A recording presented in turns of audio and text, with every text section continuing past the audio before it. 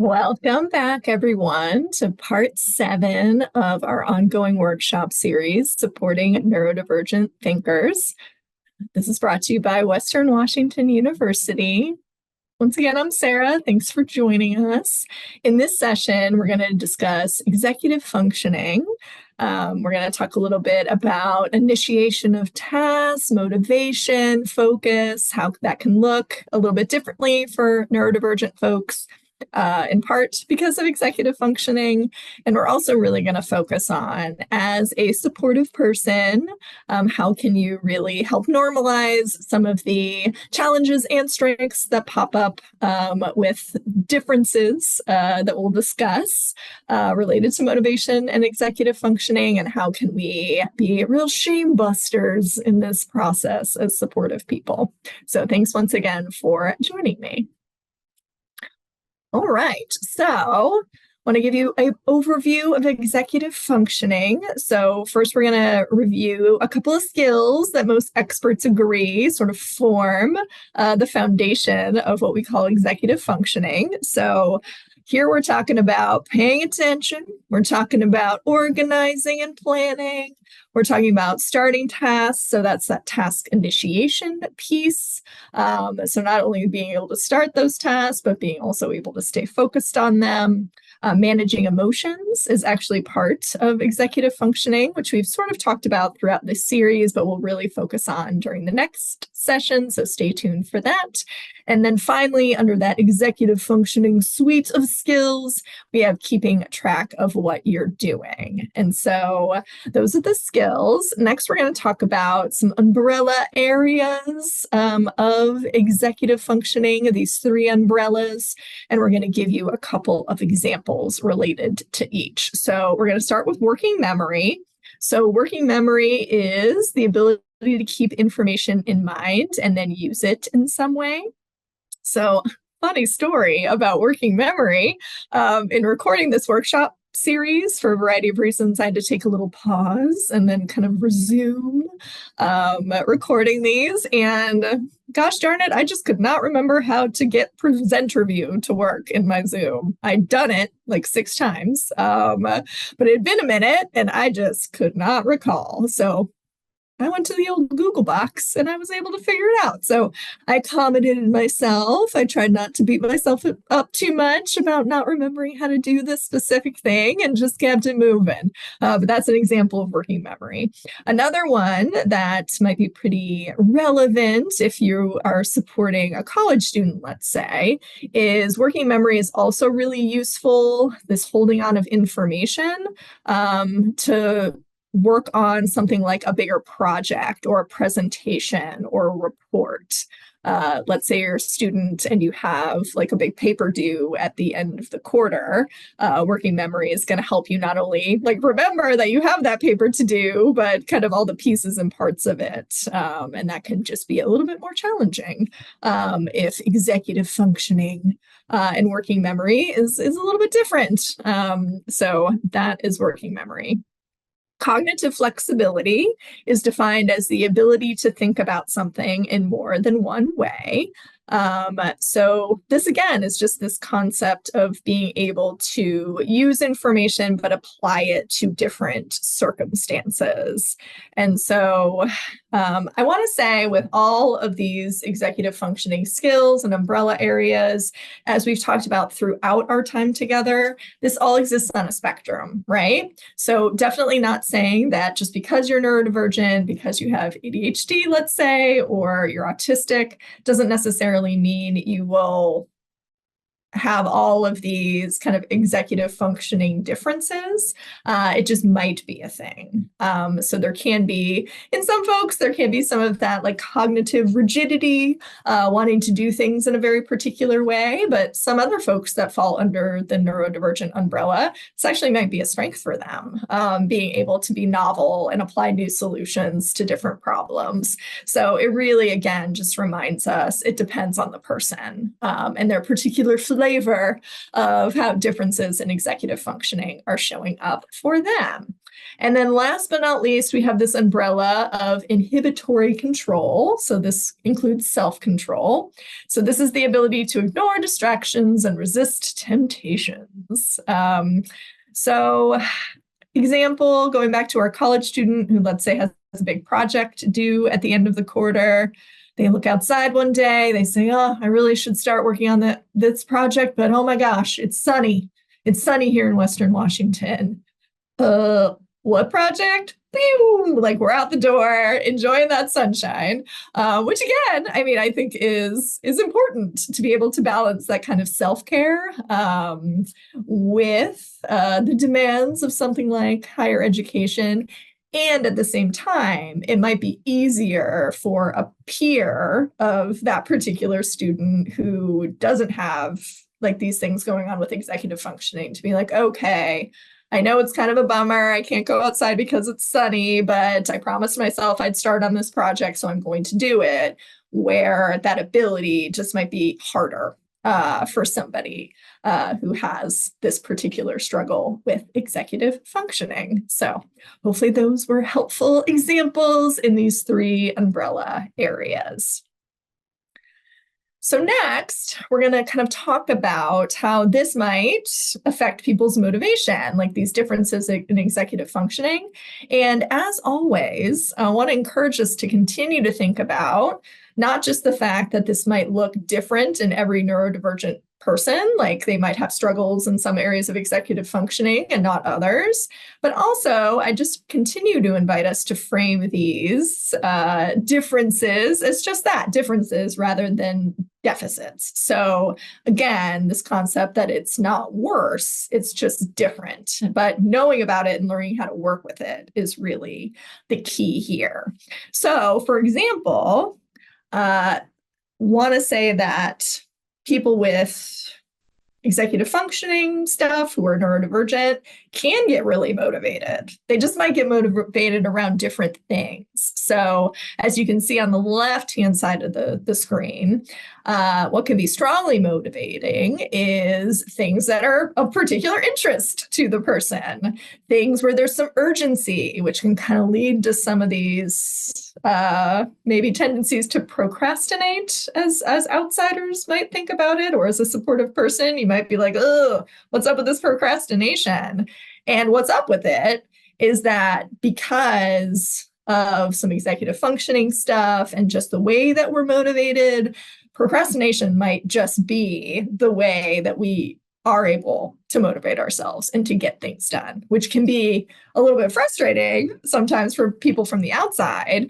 But I often talk with students about the fact that, hey, if this works for you, just be aware that it works for you. And can we figure out some ways to plan around sort of the fact that urgency is strongly motivating for you? I had one student say to me recently, like, I just know there's going to be like a real bad couple of days every quarter where that urgency kicks in, that like helpful stress is allowing me to get the many projects done that I need to get done.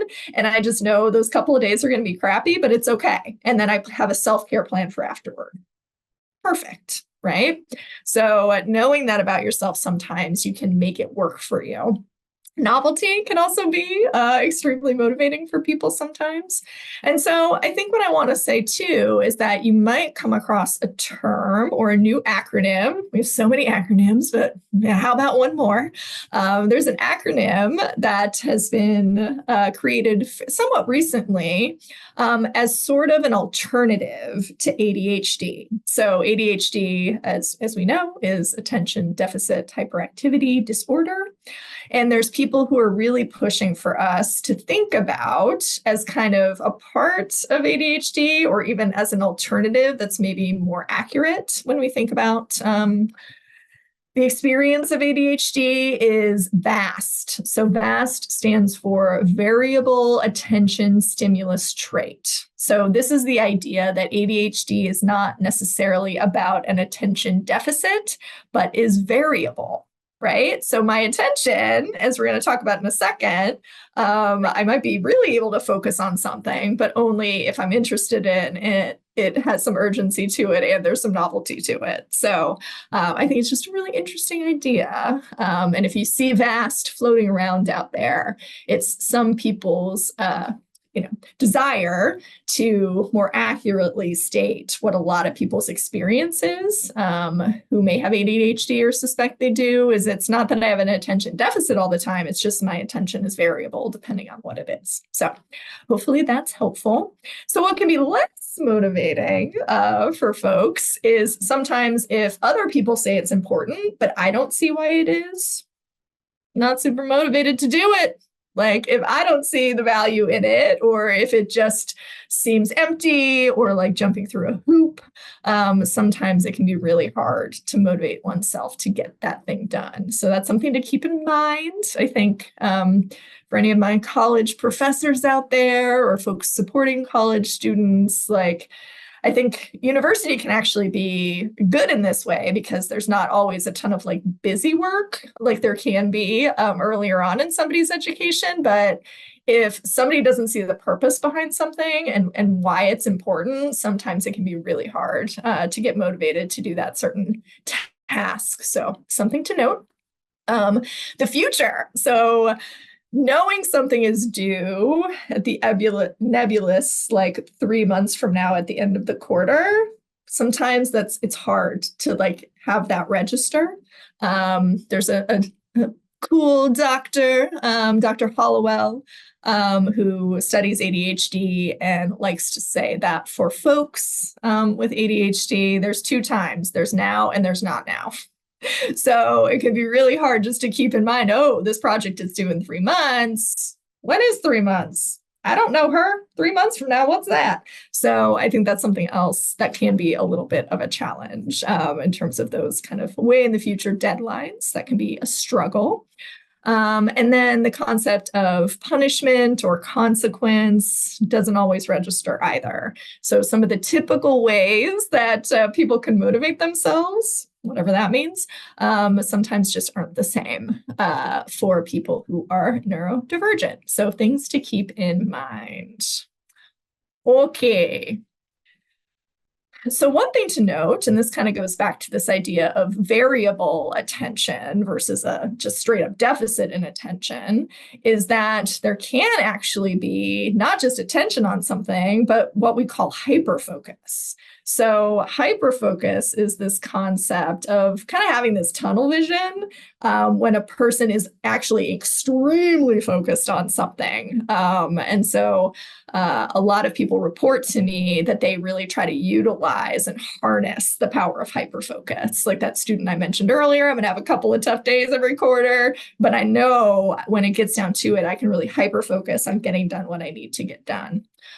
So there's a related concept that's hard for me to pronounce, but I'm going to do my best. Perseveration. So this is the difficulty that folks have sometimes. So kind of back to that like rigidity, flexibility thing we talked about with executive functioning. It can be really hard when you're hyper-focused to move on. So perseveration is this idea of like, I'm doing this thing and this thing only. I cannot think about anything else right now. And if you try to get me to move on to something else or think about something else, I'm going to say, nah. So I think I used that example earlier in this workshop series, like try to interrupt somebody, trying to interrupt a student or a loved one when they're super hyper-focused is really hard because of this concept of perseveration. So there can be some real benefits to hyper-focus and perseveration. As I've kind of already talked about, it can really be helpful as a motivator and like helping people to actually get stuff done and be pretty productive, even in a pretty relatively short period of time. But it can have some downsides too. I mean, sometimes there can be some self-care struggles. So For example, people will get so focused on doing something they forget to eat. That's a really common one. That's also tied to some struggles that some folks who are neurodivergent have with paying attention to body cues can be hard sometimes. So if you struggle with having hunger cues in the first place and you're really focused on something, that can make it hard to attend to that need. And then it can also lead to time blindness. So I have a lot of people who have said to me, I looked down and was doing my thing, and then I looked up and it was 6 hours later, and I had missed a coffee date with a friend, and I had forgotten to make an appointment that I really needed to make because I just had no concept of time while I was in that hyper-focused state. So that's just something to be aware of as well. And you may have, again, seen in your loved one or the person you are supporting. So speaking of that, I want to give you a second to reflect at this point. What are some challenges or barriers you faced personally with executive function? What are some of the challenges your loved one has faced with either some of those EF skills and or the related concept of motivation and focus? And what are some benefits that you've noticed, either for yourself and or for the person in your life or people in your life when it comes to these differences? So I'll give you a minute to consider that.